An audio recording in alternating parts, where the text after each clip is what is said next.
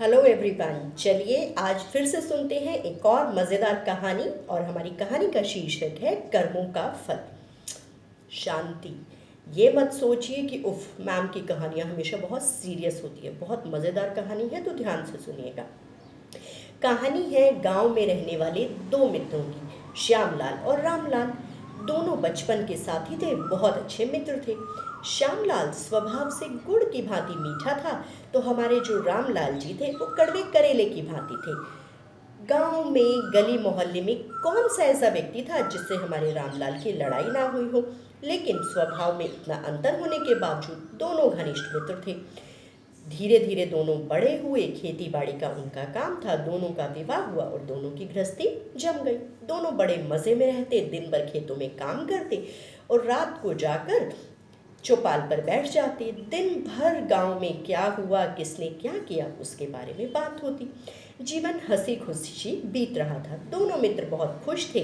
गृहस्थी के कामों से फुर्सत ही नहीं मिलती थी। लेकिन तभी अचानक क्या हुआ, गांव में अकाल पड़ गया।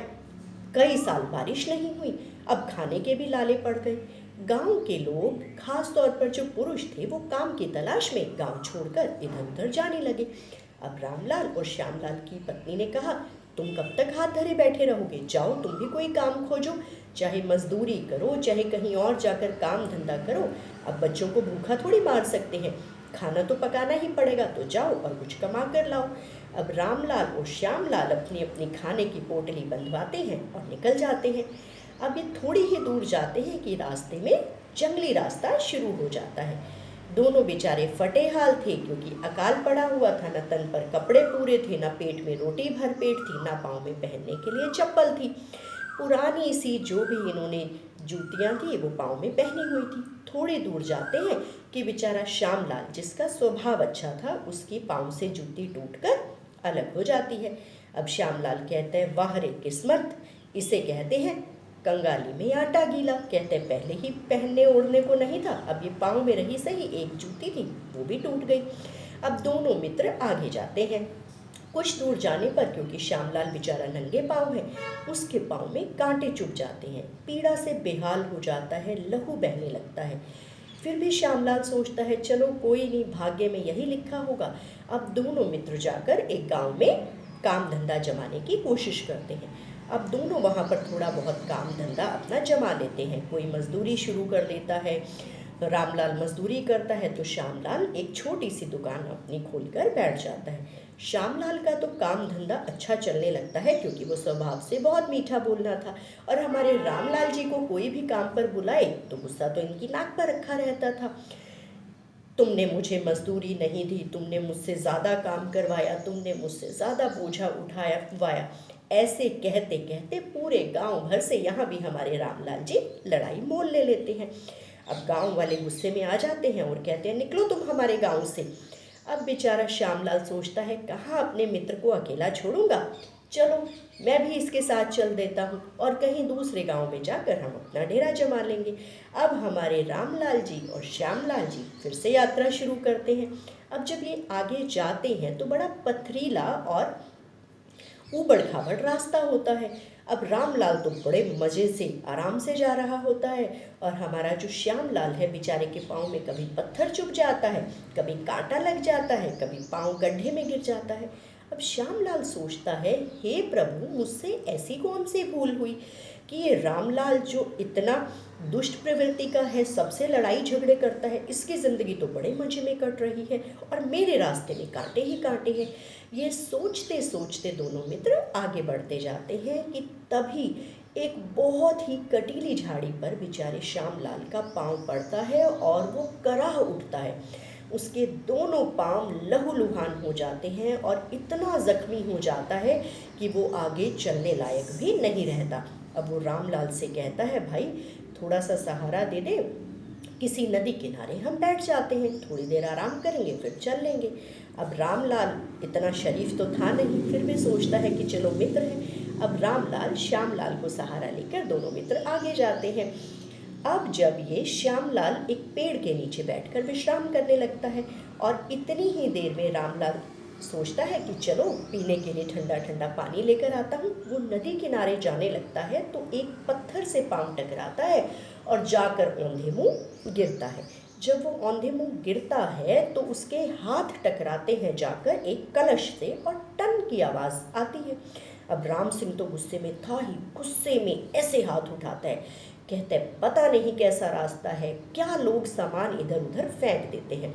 और वो देखता है वो तो सोने का कलश था और उसमें अशर्फियाँ भरी हुई थी। रामलाल हैरान, अरे वाह, मुझे तो सोने का कलश मिल गया, अब मुझे मेहनत करने की क्या ज़रूरत, मैं अब कहीं नहीं जाऊँगा। वो कलश को उठाता है और श्यामलाल को आकर दिखाता है, कहता है देखो मुझे तो सोने का कलश मिला, अपनी तो दरिद्रता धुल गई, मैं तो अब अपने गाँव जाकर मज़े से ज़िंदगी जीऊँगा।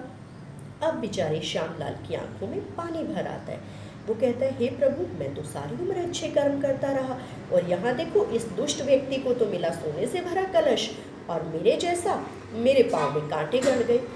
थोड़ी दूर मित्र वापसी में जब चलते हैं अपने गांव की ओर तो वहाँ उन्हें एक पेड़ के नीचे ऋषि मिलते हैं। दोनों मित्र विश्राम करने के लिए वहाँ रुक जाते हैं। अब श्यामलाल अपने मन की व्यथा रोक नहीं पाता और वो रोने लगता है और कहता है महाराज, आज मैं जानना चाहता हूँ कि क्यों हमारे बड़े बुजुर्ग कहते हैं कि अच्छे कर्म करो, कर्मों का फल मिलता है। मुझे देखो सारी उम्र अच्छे कर्म करते रहा, आज मैं इतनी बुरी तरह जख्मी हूँ कि मैं चल भी नहीं पाता। अब जो ऋषि होते हैं वो श्यामलाल के माथे पर हाथ लगाकर उसे कहते हैं मैं अभी बताता हूँ कि तुम्हें इतने कष्ट क्यों सहने पड़ते हैं।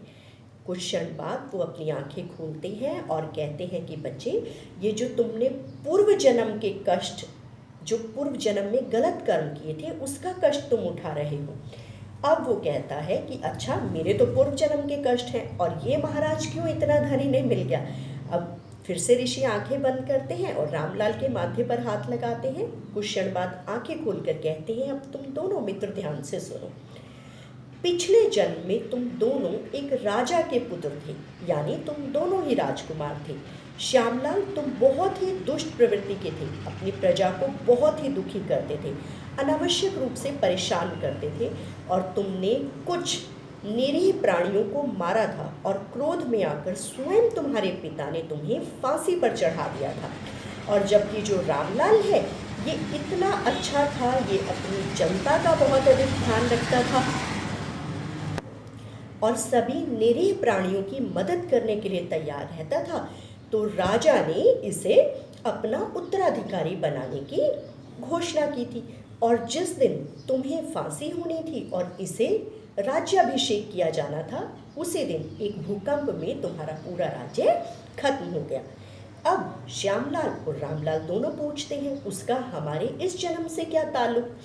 अब ऋषि कहते हैं सुनो श्यामलाल ध्यान से, आज वही दिन था जब तुम्हें फांसी की सज़ा होनी थी, तो तुमने इतने अधिक अच्छे कर्म किए कि तुम्हारी फांसी की सज़ा घट घट कर मात्र कटीली झाड़ियों के जख्मों जितनी रह गई। श्यामलाल कहता है यानी मैंने अपने पूर्व जन्म के बुरे कष्टों को, कर्मों को इस जन्म में अपने अच्छे कर्मों के द्वारा दूर कर दिया।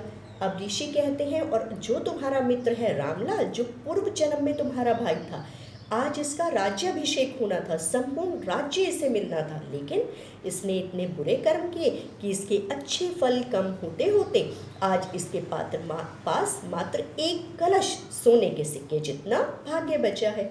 अब श्यामलाल को तसल्ली हो जाती है और दोनों मित्र ऋषि का धन्यवाद करके अपना अपना सामान उठाते हैं और अपनी नगरी वापस आ जाते हैं। वो देखते हैं बारिश हो चुकी है, अधिकतर किसान भाई अपना काम धंधा खेती बाड़ी शुरू कर चुके हैं। अब श्यामलाल एक नई ऊर्जा से, क्योंकि उसे संदेश मिल चुका था कि कर्मों का फल अवश्य मिलता है, फिर से जुट जाता है। वो खेतों में बहुत मेहनत करता है, उसकी फसल बहुत अच्छी होती है और वो फिर से खुशहाली का जीवन जीने लगता है। और हमारे रामलाल जी, किसी व्यक्ति का स्वभाव तो बदलता नहीं, ढेर सारा धन था तो वही घमंड के साथ सबसे लड़ाई झगड़ा करते हुए वो अपना जीवन वैसे ही बिताते रहते हैं और हमारी कहानी यहाँ पर खत्म हो जाती है। तो हमने क्या सीखा? कर्मों का फल अवश्य मिलता है। बोए पेड़ बबूल का तो आम कहाँ से होए? जी हाँ, अगर आप बबूल का पेड़ लगाते हैं तो आम के मीठे फल कहाँ से मिलेंगे? तो इस कहानी को ध्यान में रखिए और हमेशा अच्छे कर्म करते रहिए। और मैं जल्दी ही आऊँगी फिर से एक नई कहानी के साथ। तब तक के लिए बाय।